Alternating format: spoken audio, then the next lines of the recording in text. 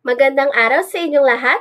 Ako si Teacher Kat at maligayang pagdating sa ating makabuluhang talakayan sa edukasyon sa pagpapahalaga. Ngayong araw, sisimulan natin ang isang napakahalagang aralin na tiyak na magiging gabay ninyo sa inyong pagharap sa iba't ibang hamon ng buhay. Sa bawat araw, gumagawa tayo ng mga pasya, mula sa simpleng pagpili ng isusuot hanggang sa mas malaking desisyon.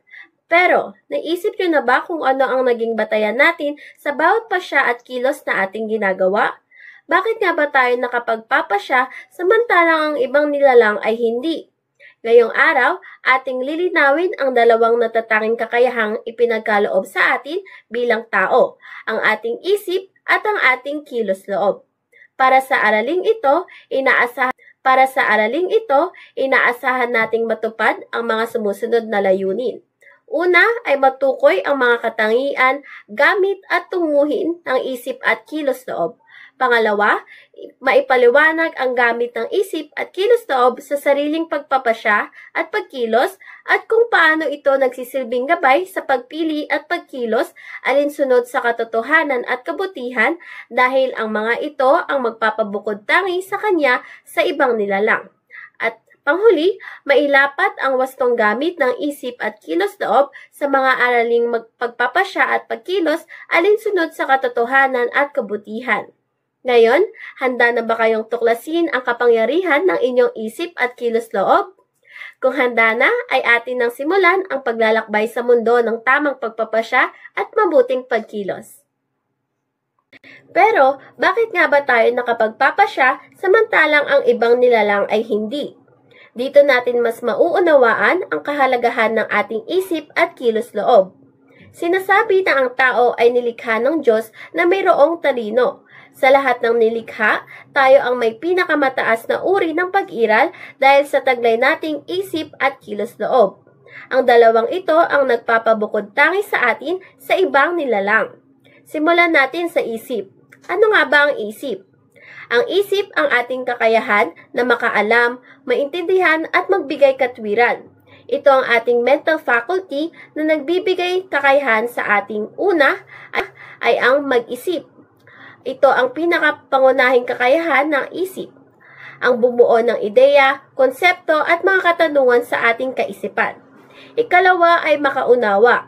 Ito ang pag-intindi sa kahulugan at kabuluhan ng mga impormasyong natatanggap natin. Ito ang kakayahang makahukay ng mas malalim sa isang bagay o pangyayari. Sumunod ay maghusga. Ito ang kakayahan ng isip na suriin at timbangin ang mga impormasyon at pagkatapos ay makabuo ng konklusyon o pagpapasya kung alin ang tama o mali, mabuti o masama. Apat naman ay mga tuwiran. Ito ang kakayahang magbigay ng lohikal na basehan o dahilan sa isang ideya, paniniwala o desisyon. Ito ang nagtutulak sa atin para magtanong ng bakit at maghanap ng sagot. At panghuli, magmuni-muni o magnilay. Ito naman ang kakayahang balikan ang mga karanasan, pag-aralan ang mga nakaraang kilos o desisyon at matuto mula sa mga ito. Dito tayo nagkakaroon ng insights para sa personal na paglago. Ang pangunahing gamit ng isip ay ang pag-unawa at ang tunguhin o layunin ng isip ay ang katotohanan. Ito ang ating kakayahang tuklasin at unawain ang katotohanan sa iba't ibang aspeto ng buhay. Parang isang detective ang ating isip, laging naghahanap ng tamang impormasyon at katotohanan. Ito ang kapangyarihan ng tao na makaintindi ng esensya ng mga bagay. Hindi lang tayo basta nakakakita ng isang bagay, kundi naiintindihan din natin kung ano ito, bakit ito naroon, at ano ang kabuluhan nito. Ngayon naman, dumako tayo sa kilos-loob. Kung ang isip natin ang nagbibigay sa atin ng kaalaman at pag-unawa, ang kilos-loob naman ang ating kapangyarihan na pumili at kumilos. Ito ang ating kakayahang una ay ang magpasya. Ito ang mismong kakayahan ng ating kalooban na pumili sa pagitan ng iba't ibang pagpipilian. Ito ang aktwal na paggawa ng desisyon. Dalawa ay kumilos o gumawa. Hindi sapat na may pasya ka lang. Ang kilos-loob ang nagtutulak sa atin para isakatuparan o gawin ang napagdesisyonan. Ito ay tinatawag nating action part. Sumunod ay manindigan. Ito ang kakayahang panindigan at ipagpatuloy ang isang pasya o kilos, lalo na kung alam nating tama ito sa kabila ng mga pagsubok o pagtutol. Ika-4 ay magkagusto o di magkagusto. Ito ang likas na kakayahan ng kilos-loob na mahumaling sa kung ano ang nakikita nitong mabuti at lumayo sa kung ano ang nakikita nitong masama o hindi nakakabuti. Ang ika-5 naman ay maghangad. Ito ang kakayahan ng kilos-loob na magkaroon ng pagnanais o aspirasyon para sa isang bagay o sitwasyon. Ito ang nagtutulak sa atin para abutin ang ating mga layunin, lalo na kung ang mga ito ay makabubuti. Ang pangunahing gamit ng kilos-loob ay ang kumilos o gumawa. At ang tunguhin o layunin ng kilos-loob ay ang kabutihan. Ito ang likas na paghahangad ng kilos-loob na laging gawin ang mabuti at kapaki-pakinabang para sa kapwa. Napakahalaga na maunawaan natin ang pagkakaugnay ng isip at kilos-loob. Hindi sila gumagana ng hiwalay, kundi sila ay nagtutulungan upang makagawa tayo ng matalino at moral na desisyon.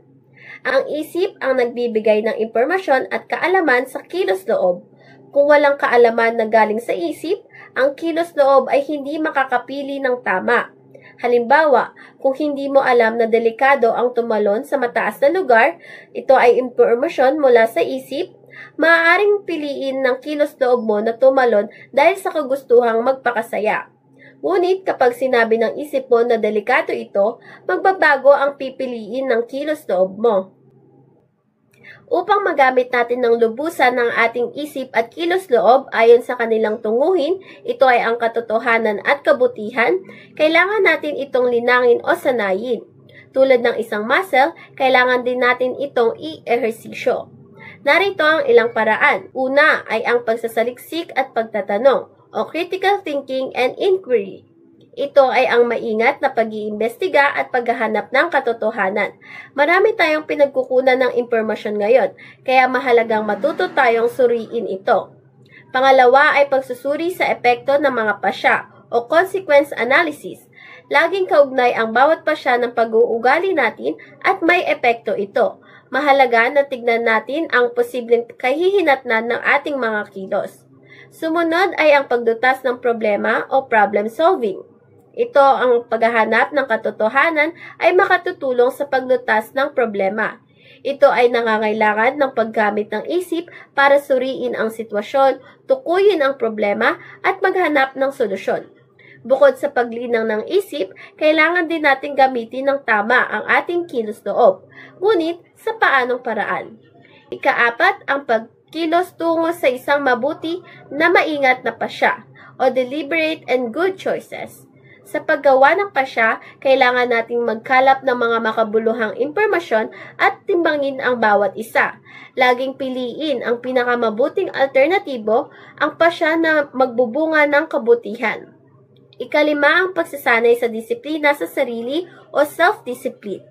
Ang disiplina ay ang pagkontrol sa ating sarili at ang pagsunod sa tama kahit na mahirap. At ang ika-6 naman ay pagkontrol ng mga emosyon o emotional regulation. Maraming beses na ang ating emosyon ang nagdidikta sa ating mga pasya na kadalasan ay nagreresulta sa pagsisisi. Kaya mahalagang matuto tayong kontrolin ang ating damdamin. Bilang pagtatapos, tandaan natin ang tungkulin ng bawat isa sa atin. Sanayin, linangin at gawing ganap ang ating isip at kilos-loob. Mahalagang gamitin natin ang mga ito ng may pananagutan. Nang sa gayon, magiging mabuti ang ating kilos-loob at magiging isang mabuting nilalang ang tao. Hindi lang sa pagpapaunlad ng sariling pagkatao ang gamit ng isip at kilos-loob, kundi pati na rin sa paglilingkod sa kapwa at pakikibahagi sa pagpapaunlad ng ating pamayanan. Kapag ginagamit natin ang ating isip para sa katotohanan at ang ating kilos-loob para sa kabutihan, nakatutulong tayo hindi lamang sa ating sarili, kundi pati na rin sa ating kapwa at sa lipunan. Kaya naman, palagi ninyong alalahanin na ang inyong isip at kilos-loob ay may mga kaloob na dapat pahalagahan at gamitin ng may pananagutan. Ito ang inyong gabay sa paglalakbay sa buhay, sa paghahanap ng katotohanan at sa paggawa ng kabutihan. Salamat sa inyong pakikinig at pakikilahok sa ating talakayan ngayong araw. Hanggang sa muli nating pagkikita sa susunod na talakayan. Paalam!